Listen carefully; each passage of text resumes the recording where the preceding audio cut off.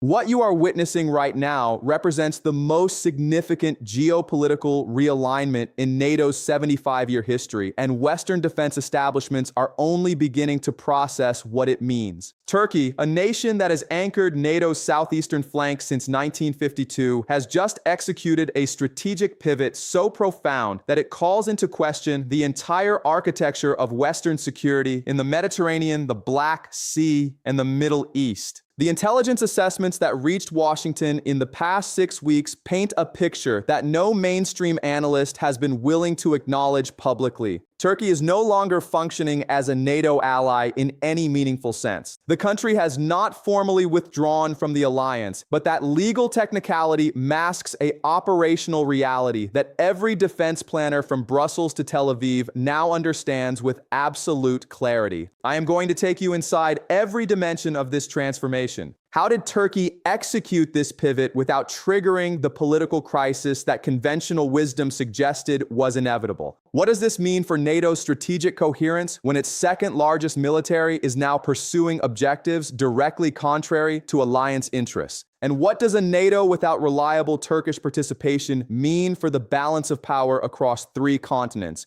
3 questions will structure everything that follows. First, what concrete evidence demonstrates that Turkey has fundamentally broken with NATO strategic objectives? Second, what structural forces drove Turkey to make this choice despite 7 decades of alliance membership? And third, what scenarios emerge from this realignment, and which outcomes does the predictive analysis suggest are most probable? There are no comfortable answers tonight, but the truth, however unsettling for those invested in the illusion of Western unity, is the only thing worth articulating. Let me begin with the evidence. Understanding what Turkey has actually done requires looking beyond diplomatic rhetoric to examine concrete actions across multiple theaters simultaneously. In Ukraine, Turkey has systematically undermined NATO's attempt to isolate Russia economically. While European members imposed sanctions and severed commercial ties, Turkey increased bilateral trade with Russia by 73% in 2023 alone. Total trade volume reached $62 billion,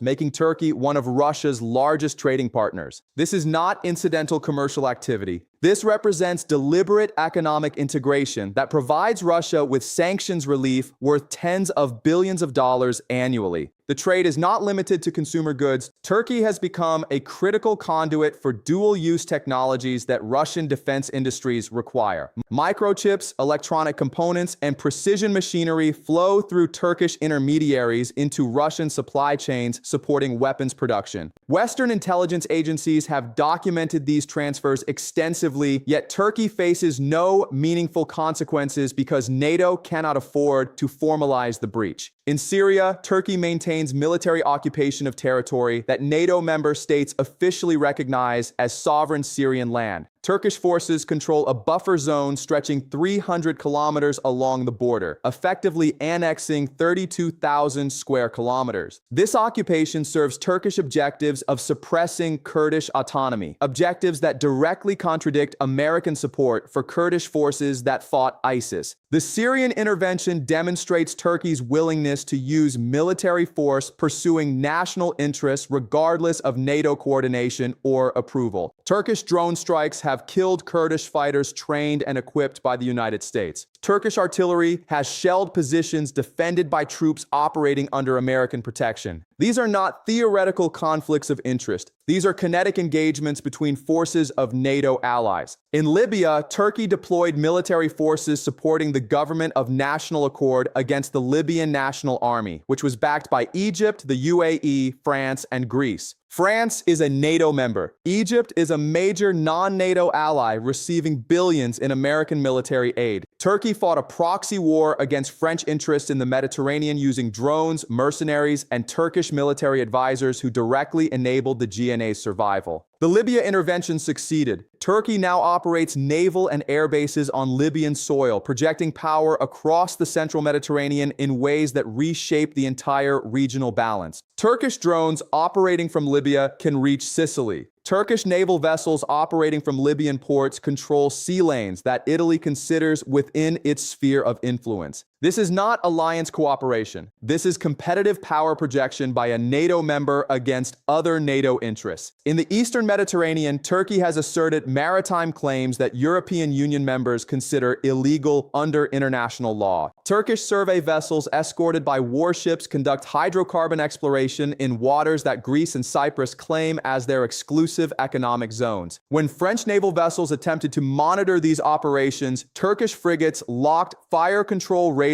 on French ships, an action that in any other context would be considered an act of war. The most significant dimension is Turkey's defense industry reorientation. Turkey has requested to purchase the Russian S-400 air defense system, an acquisition that resulted in Turkey's expulsion from the F-35 program. This was not an impulsive decision. Turkey knew the consequences and proceeded anyway, accepting permanent exclusion from NATO's most advanced fighter program to acquire Russian systems. The S-400 operates on Russian technical standards and requires Russian training, maintenance, and integration support. This creates permanent dependency on Russian military cooperation. More critically, the system's radar signatures and operational protocols are incompatible with NATO integrated air defense architecture. Turkey cannot defend itself using Russian systems while simultaneously integrating with NATO defense networks. The choice of S-400 represents a conscious decision to prioritize Russian military partnership over NATO interoperability. Taken individually, each action might be explained as isolated disagreement or temporary friction. Taken collectively, they demonstrate systematic pursuit of interest contrary to NATO objectives across every theater where Turkish and NATO priorities intersect. This is not an ally having occasional disagreements. This is a country that has fundamentally redirected its strategic orientation. Soutar en tartemitter si asnaden by si win ars ar intain en bar. Now that we understand what Turkey has done, we need to examine why. The structural forces driving Turkey's pivot are not personality-driven or ideological. They emerge from Turkey's geographic position, historical experience, and rational assessment of where power is shifting in the 21st century. Turkey occupies what geopolitical strategists call a civilizational crossroads. The country sits at the intersection of Europe, Asia, and the Middle East, controlling the Bosphorus and Dardanelles Straits that connect the Black Sea to the Mediterranean. This geography has shaped Turkish strategic thinking for millennia, long before the modern Turkish state existed. Throughout history, powers controlling this territory have maintained flexibility to pivot between competing power centers. The Ottoman Empire survived for 6 centuries, not through alignment with a single bloc, but through sophisticated balancing between rivals. When European powers grew too threatening, the Ottomans aligned with Persia or Central Asian powers. When Eastern threats materialized, they aligned with European states. Survival depended on maintaining strategic autonomy. The Cold War represented an anomaly in this historical pattern. Turkey joined NATO because the Soviet threat was existential and immediate. Soviet territorial demands on Turkish land in 1945, combined with Soviet pressure on the Straits, forced Turkey into Western alignment. But this alignment was always conditional on the Soviet threat remaining primary.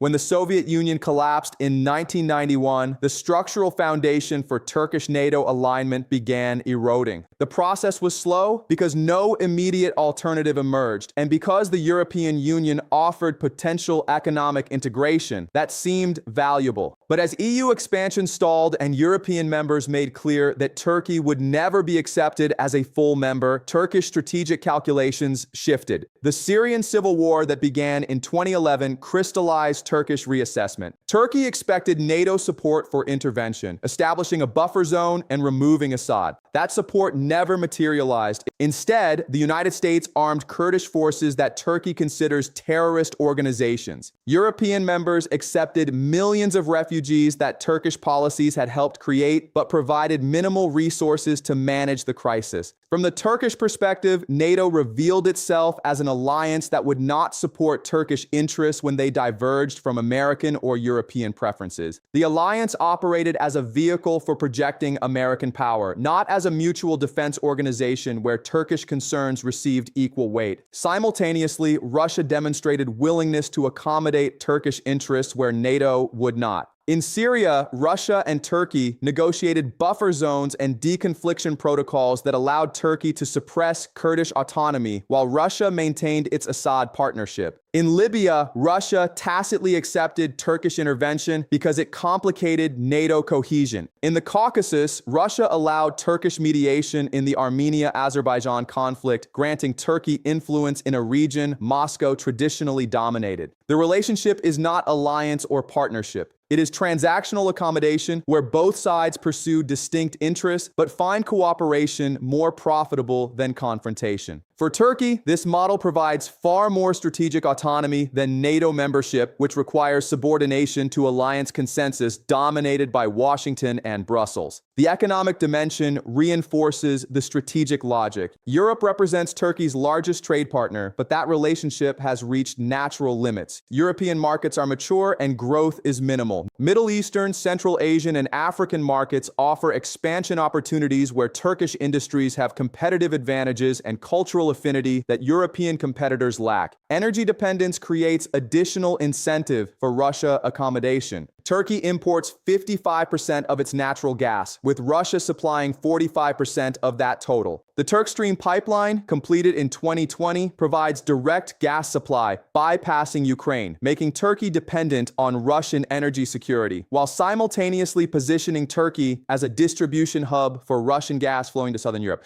This energy relationship gives Turkey leverage with European members who need transit access, while giving Russia leverage over Turkish energy security. Both sides benefit from the mutual dependency, which creates shared interest in maintaining functional relationship regardless of formal alliance architectures. The predictive history framework suggests that Turkey's pivot represents not an aberration, but a return to historical pattern after the Cold War anomaly. Throughout history, powers controlling the straits have maintained multi-vector foreign policy balancing between rival power centers. The assumption that Turkey would permanently align with the West always contradicted both historical precedent and geographic logic. What we are witnessing is not Turkey betraying NATO. We are witnessing Turkey returning to the strategic flexibility that geography and history have always demanded from powers controlling this territory. This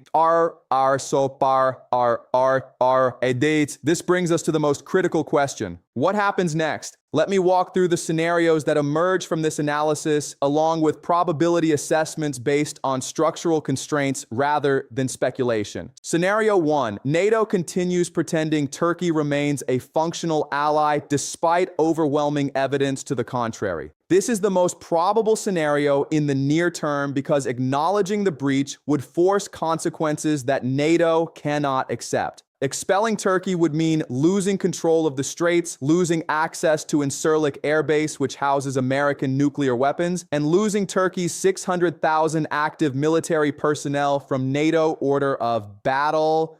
More fundamentally, it would mean acknowledging that NATO is fragmenting, which would raise questions about the alliance's viability that no Western leader wants to confront publicly. So the pretense continues. Turkey attends NATO summits. Alliance statements reference Turkish membership. The legal fiction is maintained even as operational reality contradicts it completely. This is how institutions decay, not through formal dissolution, but through maintenance of structures that have lost substantive meaning. The probability of this scenario continuing for the next 3 to 5 years is approximately 85%. The status quo serves everyone's short-term interest despite being strategically bankrupt.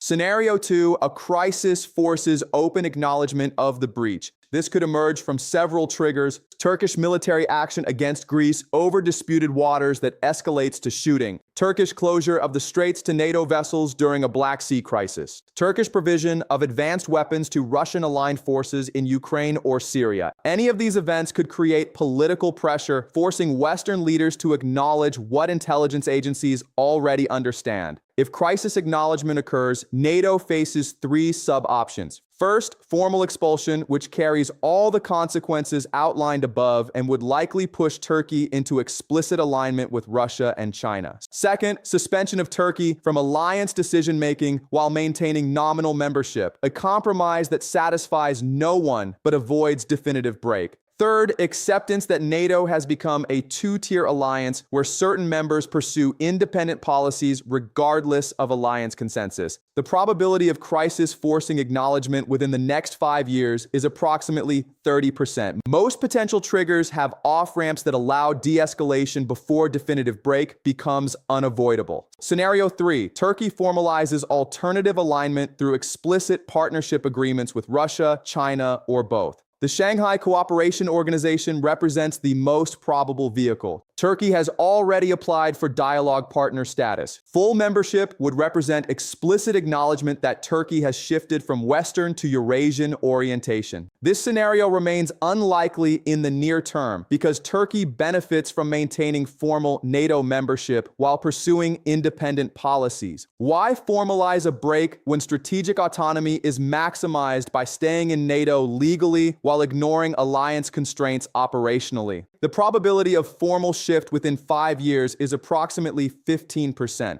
The wildcard scenario involves Turkey attempting to construct a third pole balancing between Western and Eurasian blocs. This would involve leadership of an Islamic or Turkic coalition that provides Turkey with independent power base rather than requiring subordination to either NATO or Shanghai Cooperation Organization frameworks. Turkey has invested significantly in this possibility through military cooperation with Pakistan, Qatar, and Azerbaijan, through economic integration with Central Asian Turkic states, and through cultural soft power projection across Muslim-majority regions. The success probability is low because constructing a genuine third pole requires economic and military capabilities that Turkey does not possess. But the attempt is rational from Turkey's perspective and explains many seemingly disconnected policy choices. The scenario matrix suggests that we are entering a prolonged period where Turkey maintains formal NATO membership while operationally functioning as an independent power pursuing interests frequently contrary to alliance objectives.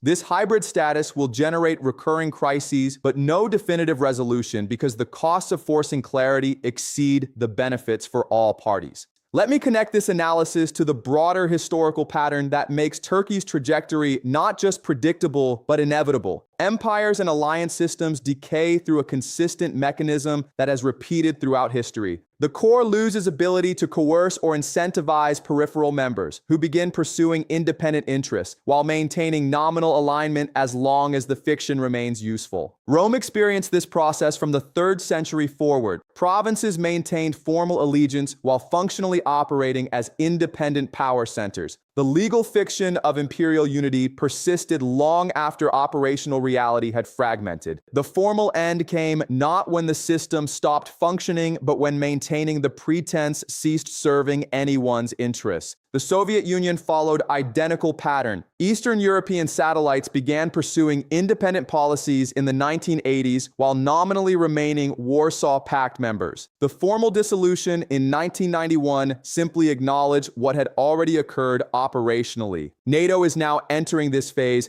Turkey represents the most dramatic example, but not the only one. Hungary maintains closer relations with Moscow than Brussels on multiple dimensions. France pursues Mediterranean policies independent of NATO coordination. Germany subordinates alliance interests to energy partnership with Russia until that became politically impossible after Ukraine invasion. The pattern is consistent. When the hegemonic core loses the combination of economic payoffs and coercive capability that maintained system cohesion, peripheral members defect gradually rather than abruptly. They maintain formal membership because it costs nothing and preserves optionality. They ignore alliance constraints when convenient because enforcement is not forthcoming. This is not a prediction that NATO will dissolve tomorrow. This is recognition that NATO is transforming from an alliance with binding commitments into a loose coordination forum where members pursue independent interests while maintaining diplomatic fiction of unity. The transformation is structural, not personality-driven. No amount of summit declarations or renewed commitment rhetoric can reverse forces rooted in shifting economic weight, changing threat perceptions, and declining American willingness to subsidize European and Mediterranean security. Turkey's pivot simply makes explicit what careful observation already reveals. The alliance that won the Cold War no longer exists in anything but name. What remains is a bureaucratic structure that serves useful diplomatic purposes but cannot compel members to subordinate national interests to collective objectives when those interests diverge fundamentally.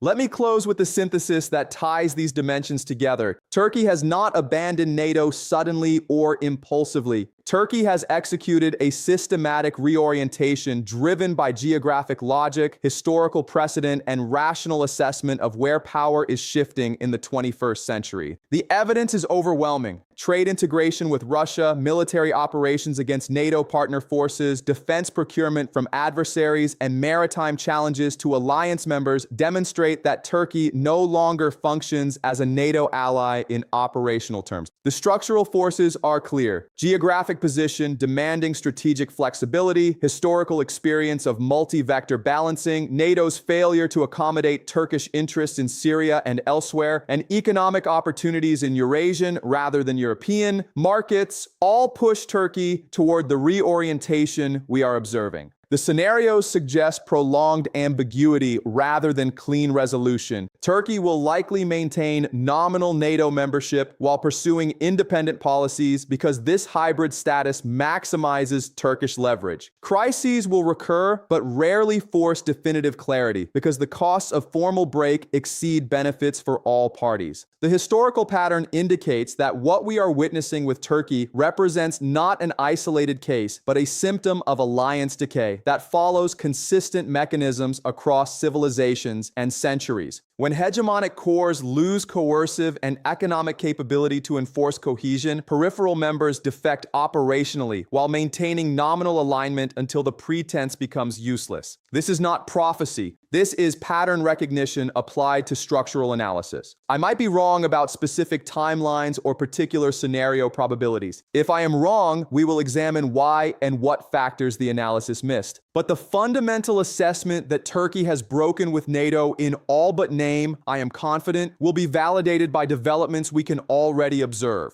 The question is not whether Turkey remains a NATO ally. The evidence makes clear it does not. The question is how long Western establishments can maintain the fiction before reality forces acknowledgement, and what that acknowledgement means for an alliance structure that has already lost strategic coherence even as it maintains bureaucratic existence. I want you to examine this framework carefully, test it against developments in coming months. Watch whether Turkish actions align with NATO interests or contradict them. Watch whether alliance members take meaningful action to address the breach or continue pretending it does not exist. Watch whether other NATO members begin following Turkey's model of formal membership with operational independence. The most important thing is never to accept any analysis, including this one, without examining the evidence directly. The framework of predictive history using structural analysis and game theory provides tools for understanding these dynamics. But the conclusions must be tested against observable reality continuously. We will continue watching this situation as it develops. Every Turkish action that contradicts NATO interests, every summit where the breach goes unacknowledged, every crisis that gets managed rather than resolved will provide additional data points for evaluating whether this analysis captures the underlying dynamics accurately. History does not forgive those who ignore structural forces in favor of comfortable fictions. The fiction that Turkey remains a NATO ally is comfortable for those who need to believe in Western unity. But comfort is not truth. And in the analysis of geopolitical forces shaping the 21st century, truth is the only thing that matters.